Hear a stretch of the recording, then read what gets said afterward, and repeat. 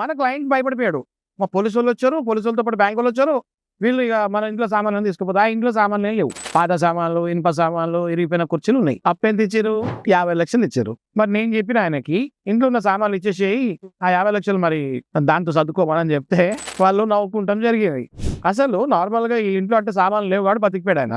ఇట్లా ఇళ్ళ మీదకొచ్చి ఇంట్లో ఏమైనా వాల్యుబుల్ సామాన్లు ఉండి, గోల్డ్ ఉండి, ఇవాళ గోల్డ్ రేట్ పెరిగిపోయింది. పుస్తుల తాళ్ళు ఉంటాయి, లేకపోతే ఏవో ఆర్నమెంట్స్ ఉంటాయి, లేకపోతే వెండి సామాన్లు ఉంటాయి, లేకపోతే ఏవో ఉంటాయి. కన్స్యూమర్ లోన్ కూడా కాదు, అది పర్సనల్ లోన్ అది.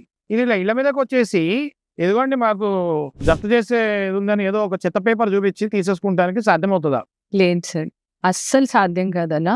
ఏదైతే ఈ సోల్ ఆర్బిట్రేటర్ అనే నోటీసులు వస్తున్నాయో, సుప్రీం కోర్టే తన జడ్జిమెంట్స్ లో పలుసార్లు అది వాయిడ్, అటువంటి సోల్ ఆర్బిట్రేటర్ ఇచ్చిన అవార్డ్ మెయింటైనబుల్ కాదు అని చాలాసార్లు చెప్పింది. ఎందుకనంటే ఈ సోల్ ఆర్బిట్రేటర్ దాంట్లో ఏమవుద్దంటే, ఇప్పుడు నేనే ఒకరికి అప్పిచ్చాను, నేనే నాకు ఒక ఇష్టమైన అడ్వకేట్ ని పెట్టేసుకొని మీరు ఒక అవార్డ్ పాస్ చేయాలి, నాకు అనుకూలంగా పెడతాను.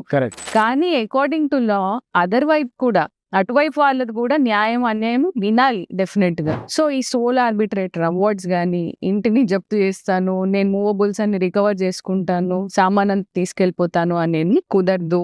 అది according to law it is void.